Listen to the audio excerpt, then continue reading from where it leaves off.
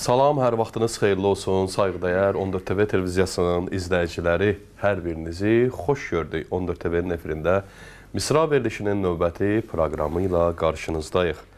Bəli, hər dəfə olduğu kimi bu dəfə də studiyamızda çox qiymətli qonaqlarımız var və qeyd etmək istəyirəm ki, bu günlər İmamət səmasının 11-ci ulduzu İmam Həsən Əskəri əleyhissalamın şəhadət günləridir və bu qəmli günlər münasibəti ilə bütün Əhl-i Beyt aşiqlərinə dərin hüzünlə başsağlığı diləklərimizi çatdırırıq. Və istəyirəm dəyərli qonaqlarımızı sizə təqdim edeyim. İlk qonağım Əhl-i Beyt şairi, yazar Tamerlan Rəsul. Hacı, xoş gördük. Salam aleyküm. Mən də salamlayıram hər birinizi. Başda zamanı imam olmaqla hər birinizə bu əza günlərində təsliyyət ərz edirəm. Allah sizləri vilayətdən ayrı salmasın. Allah sizləri vilayətlə məşhur eləsin. Dəyərli ustadımızı da salamlayıram. Allah var eləsin, həqiqətən də böyük şərəfdir ki, sizə kimi ustadların arasında bugün çıxış eləməyi. Allah var eləsin sizləri. Təşəkkür edirəm Tamerlan bəy, o şərəf əsl bizə aiddir. Var olasınız ki, hər dəfə dəvətimizi qəbul edib, verilişimizdə iştirakınızla proqramımızı zinətləndirirsiniz. Gözəl şeirlərinizlə, söhbətlərinizlə həqiqətən mənəvi zövq bəxş edirsiniz və təbii ki, bugün də inşallah sizin şeirlərinizdən, söhbətlərinizdən zövq alacağıq. Allah sizi qorusun.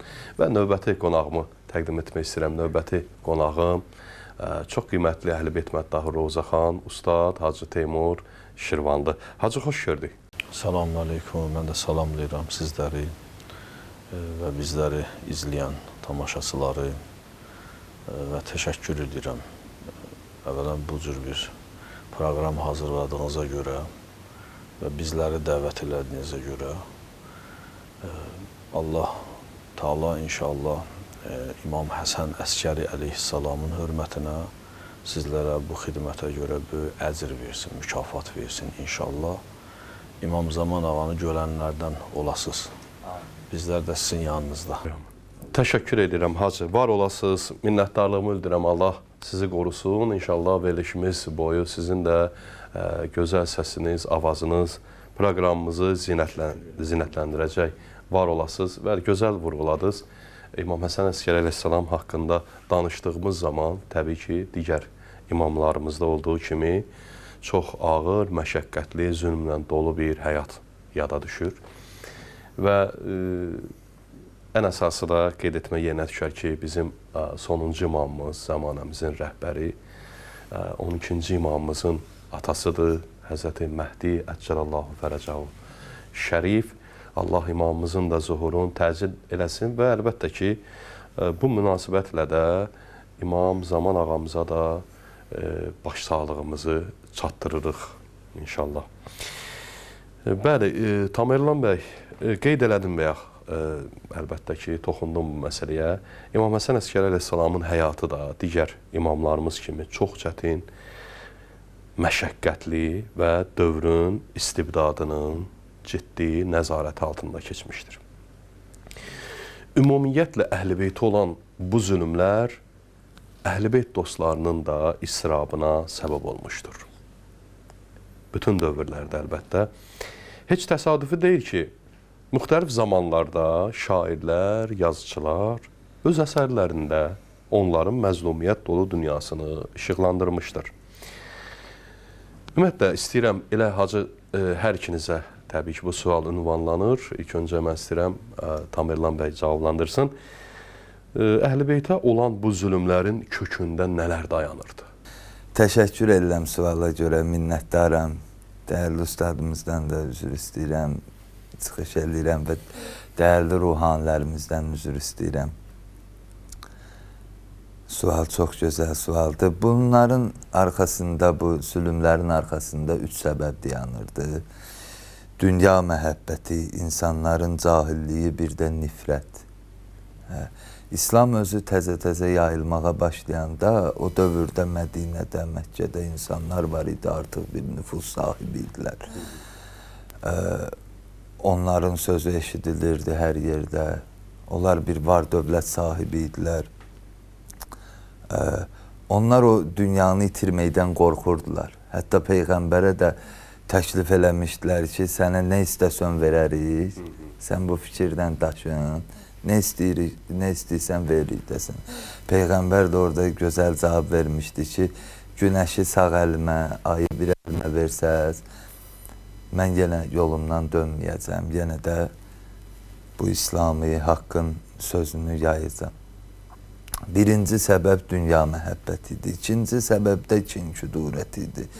Məsəl üçün, bu kin-küdurət hardan başlamışdı? Bu kin-küdurət elə Həzrət Əlinin dövründən, o ki, Xəndəkdən başlamışdı, Xeybərdən başlamışdı, hətta Bədir döyüşündən lap əvvələ geçsək, Əbu Süfyanın dövründən, Əbu Süfyanın babaların ki, Həzrət Əli əleyhissalam cəhənnəmə vasil eləmişdi, o dövrlərdən başlanmışdı və Üməvilərin böyük nifrəti var idi. Vilayətə, imamətə, nübüvvətə böyük nifrəti var idi ki, və onu gətirib Kərbəlada açıq-aşkar göstərdilər. Hətta o Yezid Allah ona lənət eləsin, deyir ki, bax, babalarımın intiqamını aldım. Çünki onlar, o kin-küdurət elə bir şeydir ki, getdikcə böyük bir toxum salır, böyük bir müharibələrə səbəb olur. O kin barədə üzr istəyirəm, bir məsələ yadıma düşdü. Bir gün bir şəxs gedir qul bazarına, bir qul alır. Gəlir, başlayır ona özü qulluq eləməyə də, özü ona, bu qulun istədiyi nə var eləyir bunu, bu üçün, qul üçün. Özü ona nökərlik eləyir, belə deyək. Elə bir şey yoxdur ki, o nökər üçün, o qulu üçün almasın.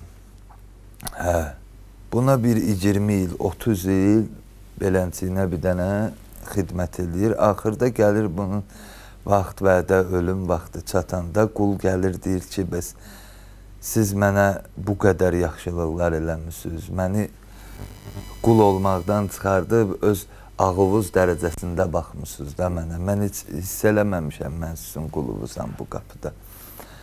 Mən neynəsəm də sizin haqqınızdan çıxa bilmərəm də. Çox xahiş edirəm də, mənə bir dənə halallıq verin də. Mən istəyirəm ki, siz son nəfəsinizdə mənə halallıq verib gedəsiniz. Bunun ağası da qayıdır, deyir ki, buna, mən sənə bir şərtlə halallıq verərəm də, bu bir ömrü sənə xidmət eləmişəm. O qonşum var ha, mən 20 il ona içimdə nifrətlə yanaşmışam da. Mənim başımı kəs, apar o qonşunun həyətinə at, elə bilsinlər o məni öldürüb. Mən öləndə deyir, mənim başımı kəs, apar, at ora ki, çünki mənim içimdə bir küdurət var ona. Bu kin-küdurət gətirir böyük müharibələrə, böyük bəlalara səbəb olur. Bir də insanların cahilliyi. İnsanların cahilliyi də ki, elə indinin özündə belə o cahillik davam edir, ta qiyamətə qədər davam da eləyəcək. Çünki baxırsan ki, haqqı görə-görə bilirlər ki, bu Peyğəmbər balasıdır, bu imam balasıdır. Elə-elə onların üstünə hücum eləyirdilər. Və o cahillik, kin-küdurət və dünyapərəstlik üçü bir-birinə qarışanda böyük müharibələr və imamətə qarşı böyük müharibələrin başlamasına səbəb olur. Üzr istəyirəm. Bu mənim düşüncələrimdir. Belə yanaşıram. Təşəkkür edirəm. Təşəkkür edirəm Tamerlan bəy. Həqiqətən də çox gözəl açıqlamalar verdiniz. Elə istəyirəm Hacı Teymur dəyərli qonağımıza üzümü tutum. Hacı, bax, Tamerlan bəy müxtəlif məqamlara toxundu. Həzrət Peyğəmbərimizin dövründən bu yana, yəni çünki elə o biz Əhl-i Beytdən danışdığımız zaman Əhl-i Beytin babası Həzrət Peyğəmbərimizdir. Yəni bütün zülmlərin əvvəli Həzrət Peyğəmbərimizlə başladı. O qeyd etdiyimiz şəkildə ki, çünki onların qəlblərində bir kin qalmışdı ki, bizim babalarımızı təbii ki, Həzrət Peyğəmbərimiz o baş verdiyi o müharibələrdə Peyğəmbərimiz İmam Əli əleyhissalamı günahkar hesab edirlər ki, bizim babalarımızı öldürüblər. Bax, bu Bəni Üməyyəni anladıq hacı. Çünki Bəni Üməyyənin həqiqətən də orada olan Əbu Süfyan, Muaviyyə, Yezid bu silsilə davam elədi. Onların Peyğəmbərin övladlarına olan kini, küdurəti bəlli idi. Amma Əməvilərdən sonra Abbasilər gəldi xilafətə. Abbasilər də bildiyimiz kimi Həzrət Peyğəmbərimizin əmisi Abbasın, Həzrət Abbas, yəni İbni Əbdülmütəllibin, yəni övladlarıdır. Həzrət Peyğəmbərimizə əmisi Abbasın biz tarixdə oxuyuruq ki, onun xüsusi bir dəstəyi olub. Çünki Peyğəmbərimiz də deməli, əmisi Abbası çox istəyib. Onlar hakimiyyətə gəldi. Biz tarixdə baxırıq ki, Üməyyə Abbasi övladlarının, Abbasın övladlarının yanında yalan oldu. Edilən zülmlərə görə və elə İmam Həsən Əskəri əleyhissalamda bəli, imam edilən, Əhl-i Beytə edilən zülmlərə görə o zülmlərə məruz qalanlardan biri də İmam Həsən Əskəri əleyhissalamdır. Bunun səbəbi nə idi, hacı? Bismillahirrahmanirrahim. Mən də bizi dinləyən o ustadlardan, ruhanilərdən, sizlərdən üzr istəyirəm. Yəni, bu barədə danışmaq çox məsuliyyətlidir, mən özüm üçün deyirəm. Əlbəttə, tarixdən, hədislərdən oxuduqlarımıza istinadən və ustadlardan eşitdiklərimizə istinadən nəsə deyə bilərik, özümüzdən yox. Və məndən öncə də qardaşım çox gözəl vurğuladı, nə lazım idi bu barədə dedi. Əməvi, Əbbasi məsələsini ki, dediniz, yəni tarixi sənədlərə istinadən, tarixə istinadən qeyd olunur ki, bu iki zümrə hər ikisi Əhl-i Beyt əleyhissalam imamların öz hakimiyyətləri üçün təhlükə bilirlər. Əsas, yəni məsələnin kökü buradandır. İnsanların onlara olan məhəbbəti, insanların onlara olan bağlılığı, əlbəttə onlar başa düşməyib bunu. Necə ki, İmam Rıza əleyhissalama o Məmun Ər-Rəşid Əbbasi xəlifəsi deyir ki, bəs siz yolda gələndə, Mərvə gələndə sizin ardıcıllarınız dəstə-dəstə gəlirdilər sizə tərəf. Belə bir söhbəti var, hətta filmində də var o. Orada ağanın bir gözəl sözü var, deyir ki, bu ümmətin xəmirindədir Əhl-i Beytə məhəbbət. Təəssüflər olsun ki, nə Əməvilər, nə də Əbbasilər bunu başa düşmədilər, anlamadılar. O məhəbbət ki, bizim fitrətimizdə qoyub Allah Taala, o məhəbbət onları, belə deyək də, qısqandırdı. O məhəbbətə görə narahat oldular. O məhəbbəti insanların aşırı dərəcədə imamlara, Əhl-i Beyt imamlarına olan məhəbbəti vadar elədi ki, öz hakimiyyətlərin təhlükə bildilər bu məhəbbəti. Ona görə də biz baxırıq ki, bu qətillərin, imamların şəhadətə çatmalarının ən böyük səbəblərindən biri budur. Qardaşım da bayaqlar elə vurğuladığı səbəblər də var ki, o təhlükə idi ki, Əbbasi xəlifəsi İmam Həsən əleyhissalam, İmam Həsən Əskəri əleyhissalamı, niyə onun ləqəbi Əskəridir? Dəfələrlə vurğulanıb bu. Əskər, bizdə də Əskər sözü var da. Əskəri, yəni o hərbi əskər, bəli. Əskəri ona görə olub ki, onu əskərlərin əhatəsində saxlayıb, belə deyək, düşərgədə, ciddi nəzarətdə saxlayıb ki, onu sevənlər ondan ünsiyyət qura bilməsinlər. Ona görə də İmam Həsən Əskəri deyiblər ona. Bəli, bir səbəbi budur və növbəti səbəblərdir ki, necə Kərbəlayı Tamerlan qardaşımız buyurduğu kimi, cəhalət və kin, küdurət ki, Məsələn, biz Kərbəla hadisəsinə baxanda baxıb görürük ki, o kini lap orada aşırı dərəcədə, yəni artıq bəli, o məqam fürsət gəldi. Hətta o yerə çatdı ki, Peyğəmbər balalarına belə Bəli, İmam Hüseyn əleyhissalam orada xütbəsi var, çıxır Kərbəlada deyir ki, bəs mən bilirsiniz də kiməm, deyirlər, hə, sən Peyğəmbərin balasısan. Yəni bu dəqiq bilirlər ki, bu hətta orada bəziləri ki, yaşlı təbəqədən var idi. Onlar ki, hələ ölməmişdilər ki, Peyğəmbərin qucağında onu görmüşdülər İmam Hüseyni. Yəni bu dərəcədə tanıyırdılar. Onlar belə qılınc qaldırdılar. Bu həqiqətən məzlumiyyətin pik həddidir. Bir şəxs məsələn adını müsəlman qoyur və görə ki, bu qarşısındakı insan Peyğəmbərin qucağında böyüyüb, uşaq vaxtı onu görüb orada. Həzrət Əlinin oğluyam, imam buyurur, mən Həzrəti Zəhranın balasıyam, amma onlar yenə də o kin mane olur da, bilirlər. Necə ki, o qulaqlarından sırğanı çəkəndə qızların ağlaya-ağlaya bəzilərini çəkiblər. Tarixdə var bunlar ki, bəs ağlayırsan, niyə mən İmam Hüseynin balaca balasının qulağından sırğanı çəksən, deyir, düz deyir, mən ağlayıram, ürəyim yanır, amma mən aparmasam da o birisi aparacaq. Yəni, cəhalət, kin-küdurət bu dərəcədə İnsanı yəni bu qədər cinayətkar etməyə, cinayətin də indi o düz deyir, o hacı deyir, ilanın ağına da lənət qarasına. Təbii ki, cinayət cinayətdir, məlum məsələdir. Amma o cinayətkarlıqda da bir rəhim, yəni hissi, yəni haradasa müəyyən qədər önə çıxa bilər də. Ayaq yeri qoya və düşmənçiliyə də deyir, ayaq yeri qoya. Əhsən. Xeymələrə, o bayaq gözəl, xeymələrə od vuranda belə gözləmədilər ki, oradan uşaqlar çıxsınlar, sonra od vuraq. Orada uşaqlar ola-ola od vurdular. Yəni, bu qədər nifrət olarmı, kin olarmı, hacı? Buyurun. Fürsətdən istifadə edib iki məsələni də istəyirəm deyəm, əgər vaxt varsa əlbəttə. Bir məzlumiyyət ki, dediniz, yəni bizim imamlarımız hamısı məzlum olub.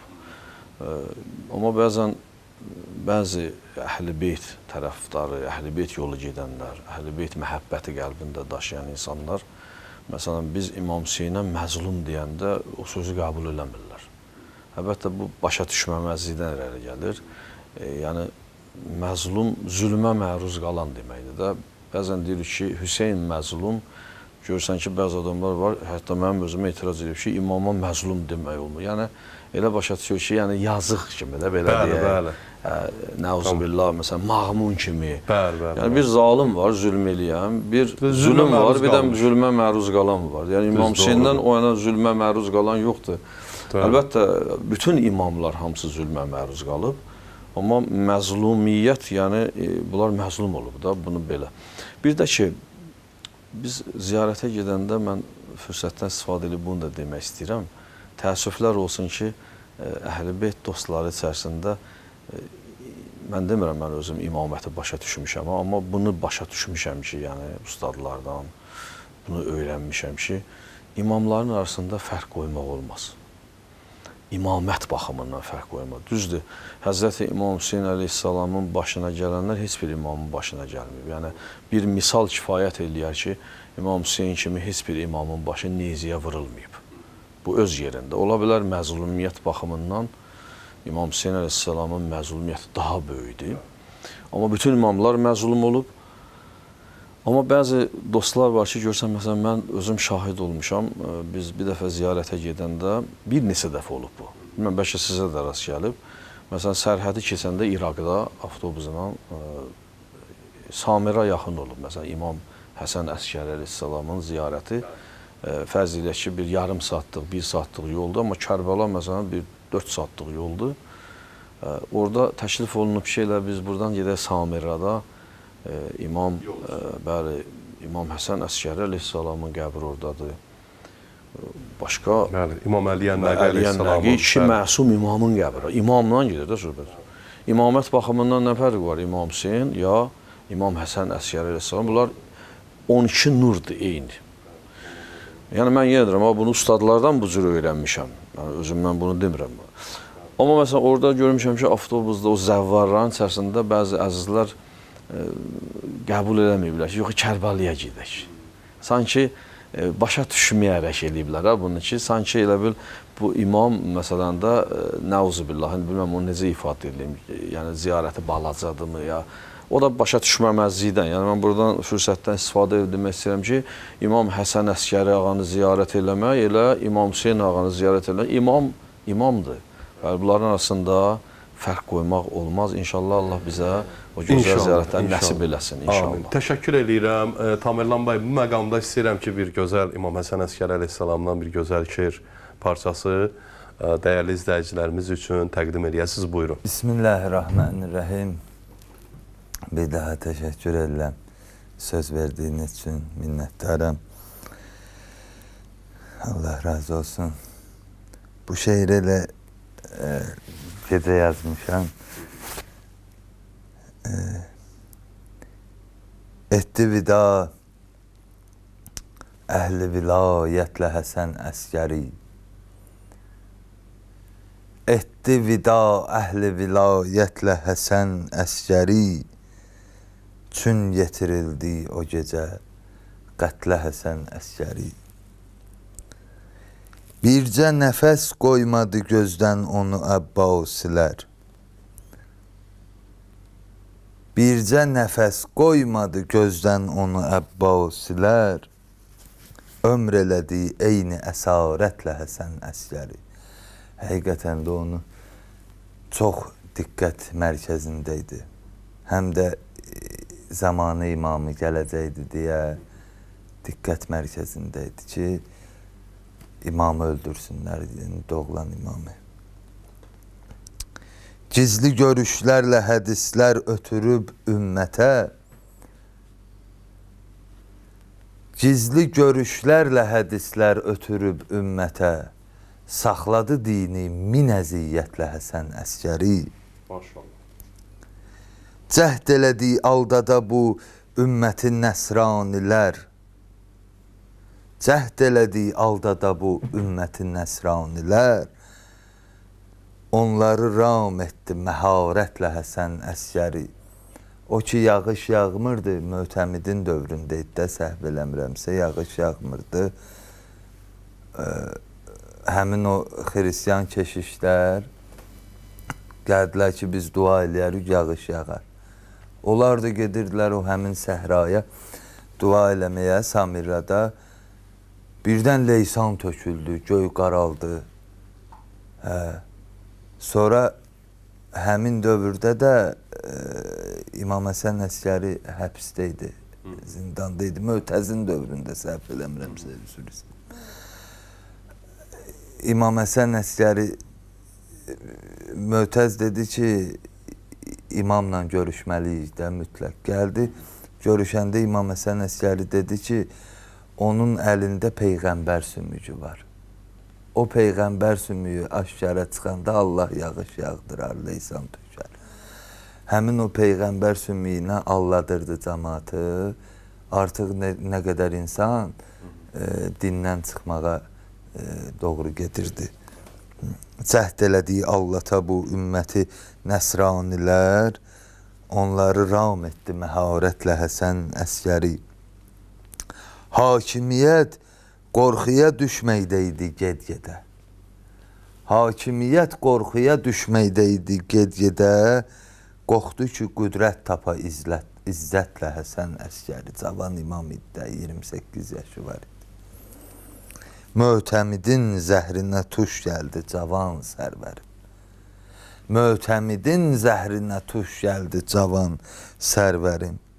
Yumdu gözün ali şəhadətlə Həsən Əskəri.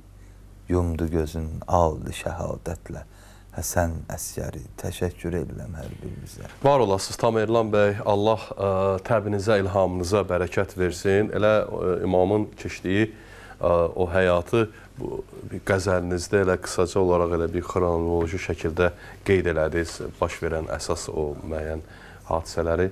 Təşəkkür edirəm bir daha. İstəyirəm Hacı elə məqamda şeirin davamı olaraq səsin, avazın şirinliyinin, o gözəlliyinin də cilvələnməsinə düşünürəm ki, ehtiyac var. Sizdən eşidə inşallah gözəl bir ifa təqdim edəsiniz. Buyurun. Bir daha təşəkkür edirəm İnşallah bu gözəl şeirin, bu qəzəlin dalıcan ilə düz buyursuz bir mədhiyə, bir nohə oxusaq, elə biləm yerinə düşər. İmam-ı Zaman ağamıza istəyirəm təsliyyət ünvanında oxuyan bunu inşallah. Bu gecə sahib əzal Sən ağa yəbnəl Həsən Bu gecə sahib əzal Sən ağa yəbnəl Həsən Təsliyyət söylür sənə Əhl-i vilayə ibnəl Həsən Təsliyyət yəbnəl Həsən Təsliyyət yəbnəl Həsən Şəhri qürbətdə atan Oldu qəribanə şəhid Oldun ey Zəhra gülü Qürbət vilayətdə vəhid Əvvəl ömründə dildə Qəmlər olubdu çox şədid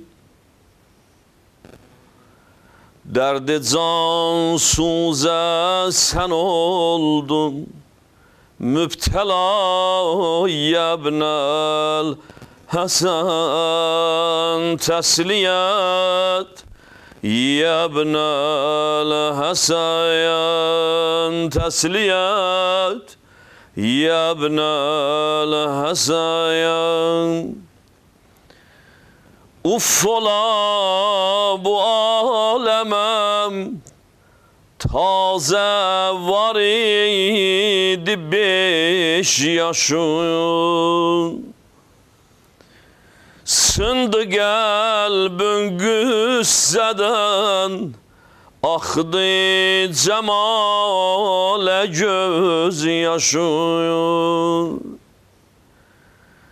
5 yaşındaydın ağam Dərdə düçar oldu başın Can əzalı canıvər Olsun fəda yəbnəl Həsən Təsliyyət yəbnəl Həsən Bilmirəm sən nə çəkibsən Ey əziz-i Fatiməm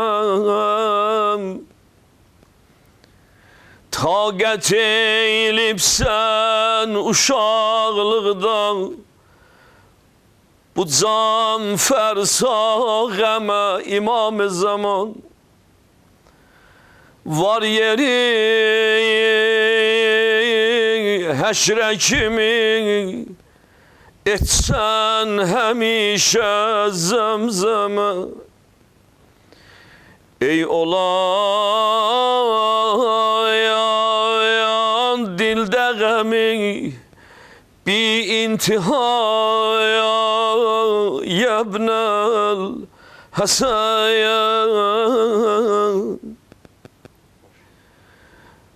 Var yeri ahun ağa qəlbi cəhanı dağlasın 1400 ilə yaxın keçib ağam Amma atanın müsibəti fərq eləməz Neçə il gecə, neçə əsr gecə Ata ayrılığı çətin olur İmam-ı Zaman Sən bunu hamıdan gözəl bilirsən Ağlayan gözlərə qurban var yeri ahun ağa, qəlbi cahanı dağlasın.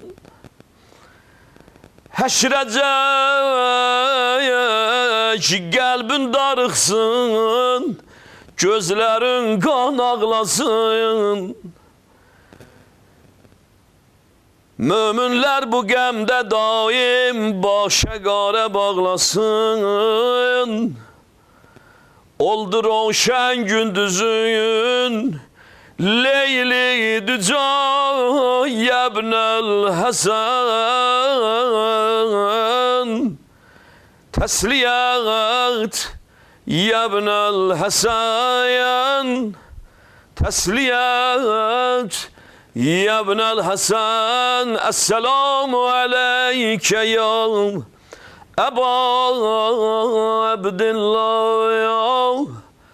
Esselamu aleykum ya Ehl-i Beytin Nübüvvet.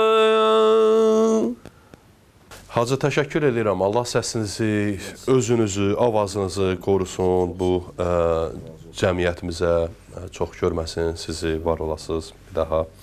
Doğrudan da bu özü bir böyük Rəbbimiz tərəfindən əta edilən nemətdir. Xoş sizin halınıza, hər ikinizin həm şair olaraq, həm Əhl-i Beyt məddahı olaraq təşəkkür edirəm. Hacı, var olasınız. Cümləmizin inşallah. Təsəvvür edin ki, Əhl-i Beytin, sənin səsin, sözün, Əhl-i Beytin sözü, Əhl-i Beytin səsi olur. Yəni, bu böyük bir, deyərdim ki, məsuliyyətdir və böyük bir, yəni, əta edilmiş nemətdir, xoşbəxtçilikdir və sən Əhl-i Beytin danışan dili olursan və insanlara Əhl-i Beytin müsibətlərini çatdırmaqla onların Əhl-i Beytin halına, ağlamasına, yanmasına səbəb olursan. Nə böyük bir, həqiqətən də bir mərifətdir. İstəyirəm elə bu mövzudan bir sual hər ikinizə ünvanlayım inşallah. Hacı, sizdən başlayaq. Tamerlan bəydən başlamışdıq. İstəyirəm sualı sizdən, siz cavablandırasınız.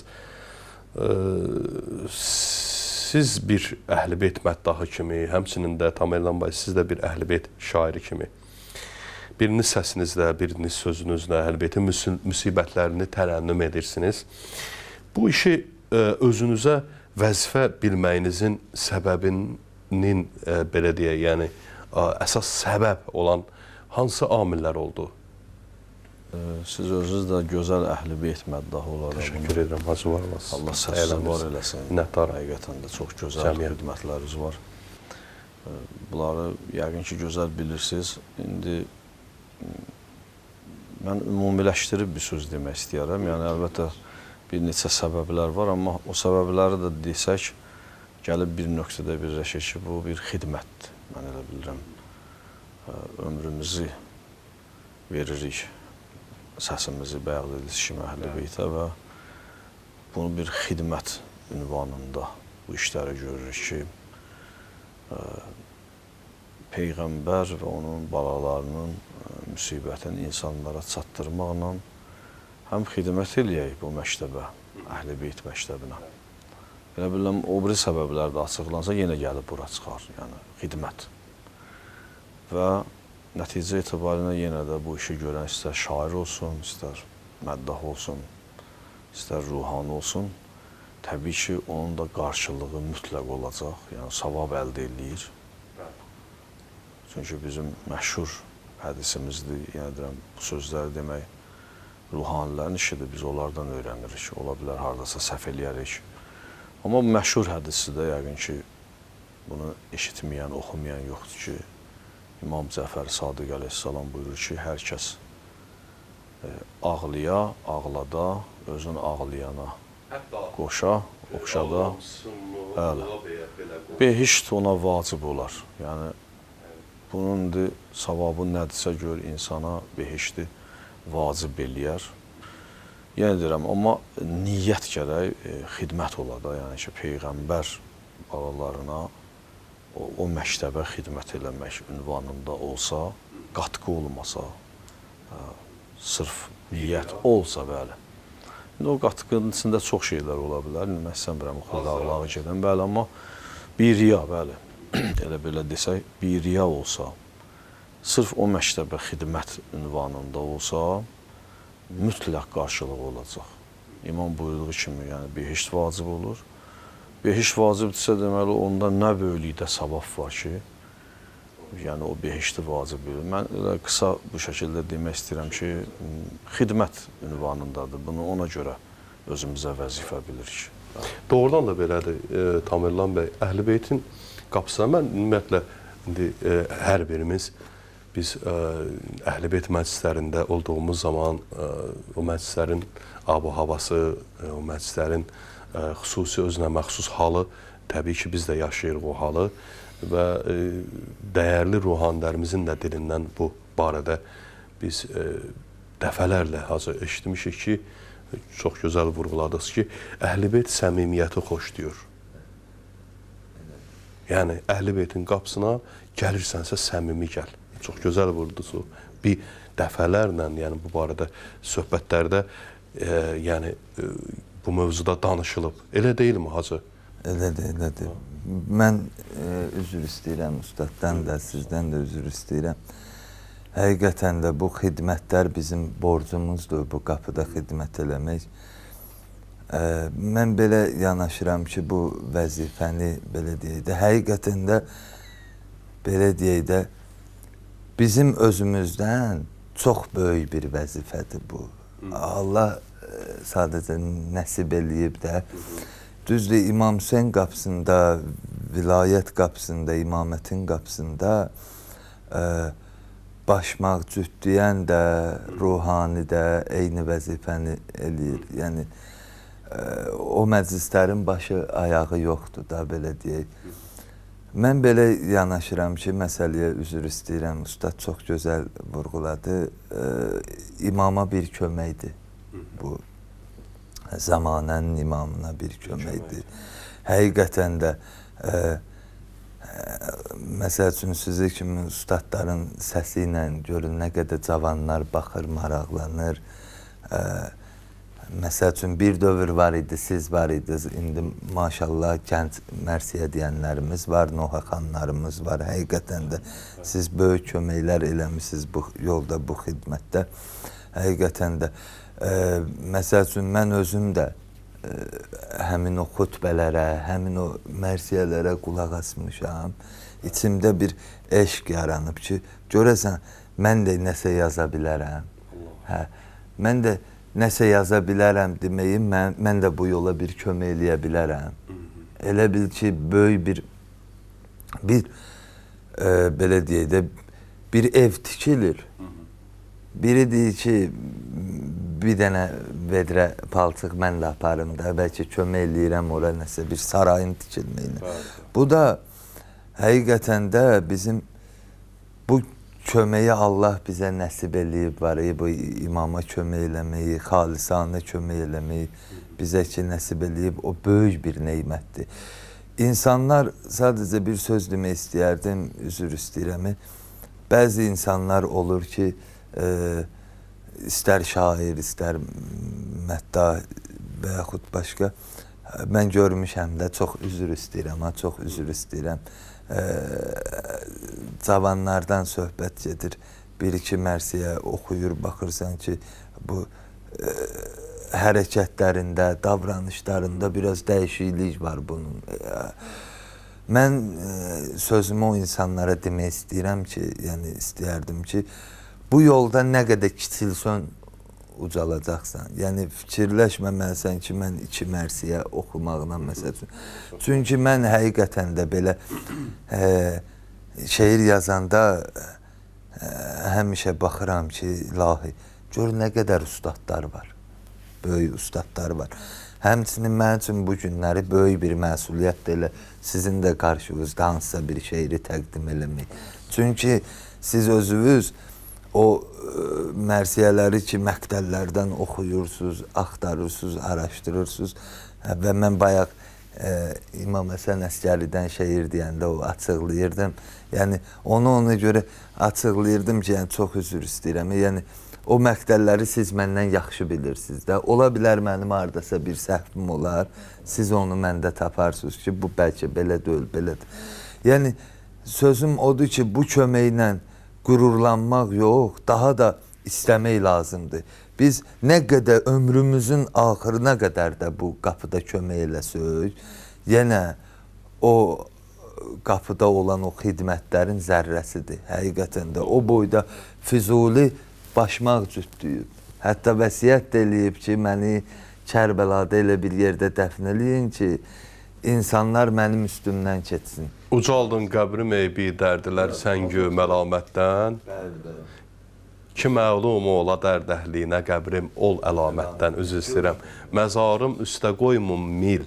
Əgər kuyində can versəm, qoyun bir sayə düşsün qəbrimə ol sərvi qamətdən. Görün nə gözəl. Həqiqətən bu belədir.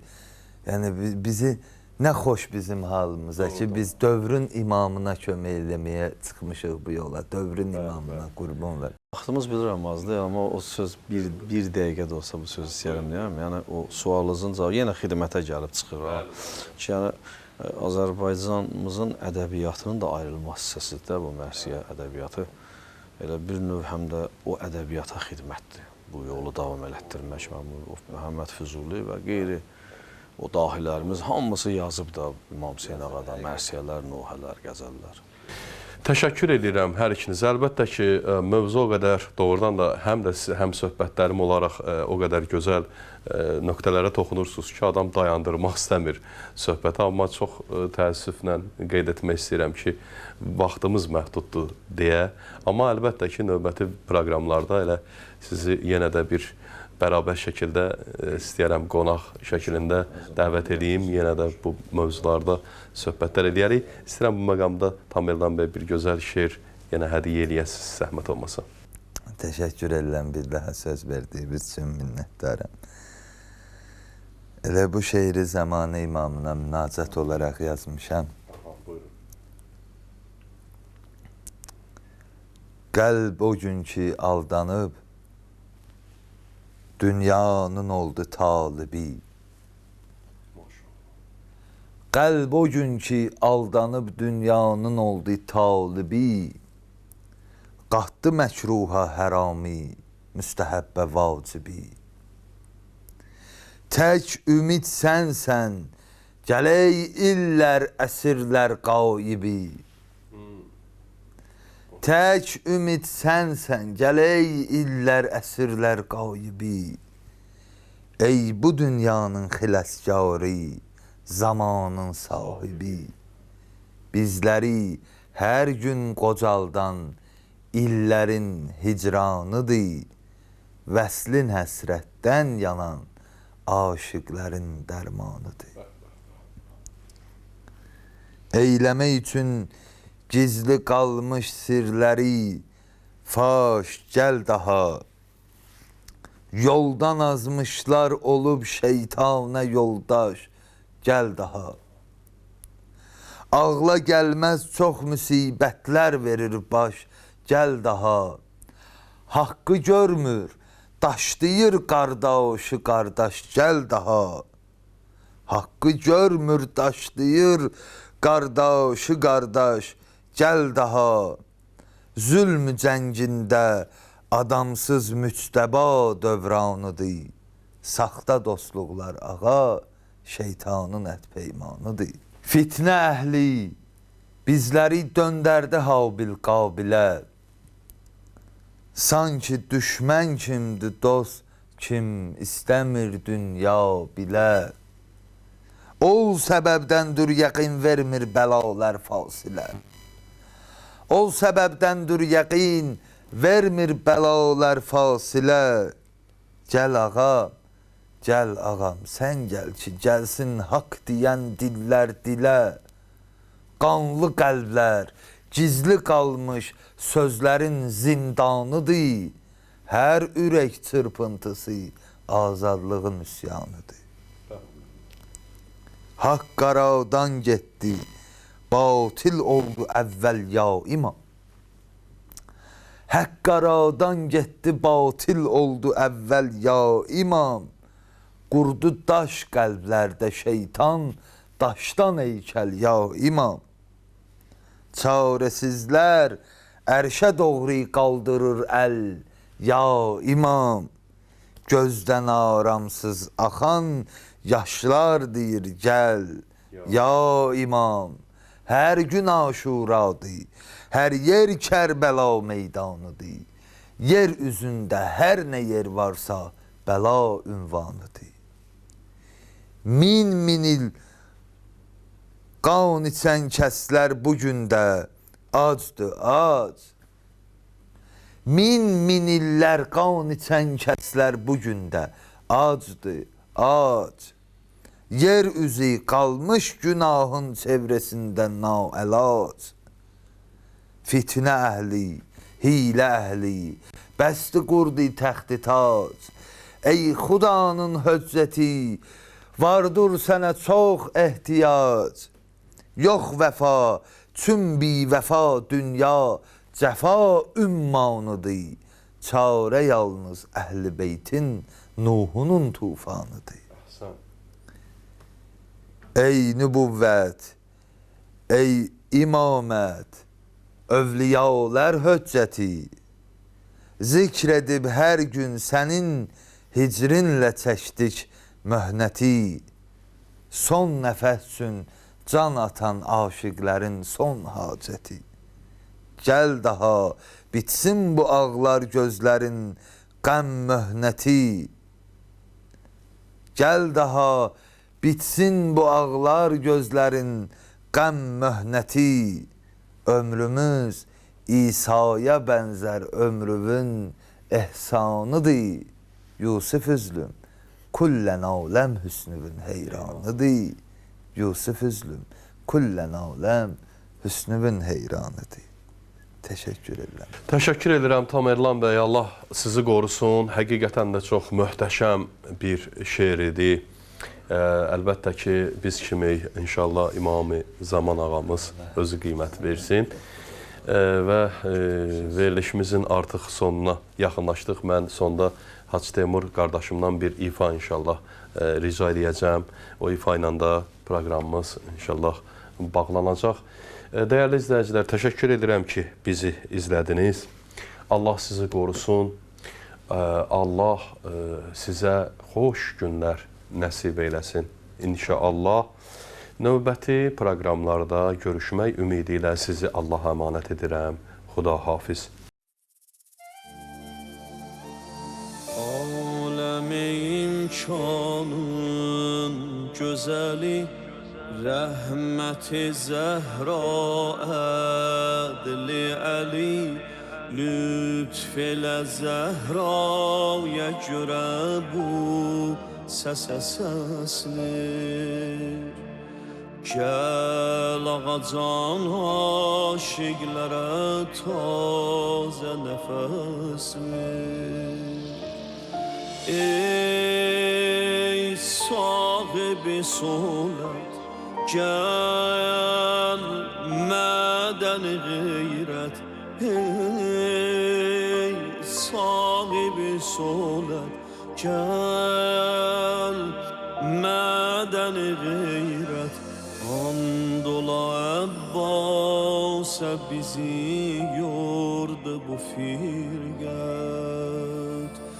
Yəbnəl Həsən, yəbnəl Həsən, Yusuf-i Zəhra.